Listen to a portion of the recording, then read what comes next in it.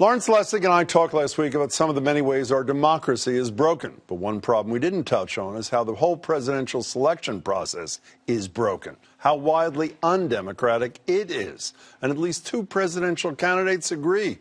I realize that we can't talk about championing the ability of everybody to make a difference at the ballot box, championing diversity in our party as Democrats, but then start our nominating process for president in these two states that hardly have any black people, hardly have any people of color. Are they representative historically and practically based on race and creed and color of the nation? No, they're not. That was Julian Castro and Joe Biden, who are both 100% right, at least on this issue. Iowa should not get to hold the first presidential contest every 4 years for many reasons. For one, the capital and largest city in the state, Des Moines, has less than a third of the population of Boston. With fewer than 218,000 people, 103 American cities are bigger. Two, Iowa is one of the least diverse states in the country, as you just heard, with over 91% of its people identifying as white on the latest census. Nationally, the percentage of Hispanics and Latinos is 3 times that, and the percentage of African Americans is almost 4 times higher. Doesn't help that the caucus rules are wildly different for each party either.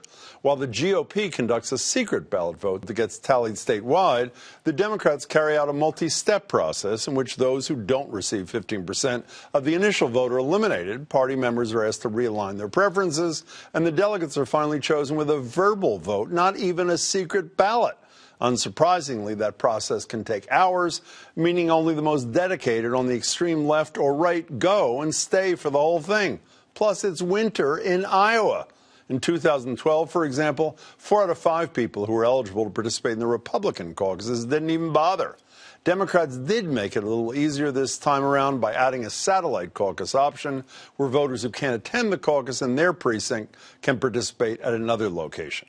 But with such an abysmal record of past attendance, why let this state affect the others so much? Like back in 2008, then Illinois Senator Barack Obama trailed Hillary Clinton on the day of the Iowa caucus by more than 20 points in national polls. Just 4 days and a caucus win later, that deficit was down to 7 points, and a month and a half on, Obama surpassed her. In 2004, Senator John Kerry went from relative national obscurity to win the Iowa caucus. An early Democratic favorite, Howard Dean's campaign, almost immediately crumbled. This year, newly announced presidential candidate Michael Bloomberg is reportedly skipping early contests in Iowa, New Hampshire, Nevada, and South Carolina altogether, relying on his deep pockets to propel him in later races. History indicates that may not be the best move, but hey, anything that undermines Iowa's national importance is good with me. So, if you're sick of hearing me complain about the nomination process, be forewarned. Until it's fixed, the grumbling has just begun.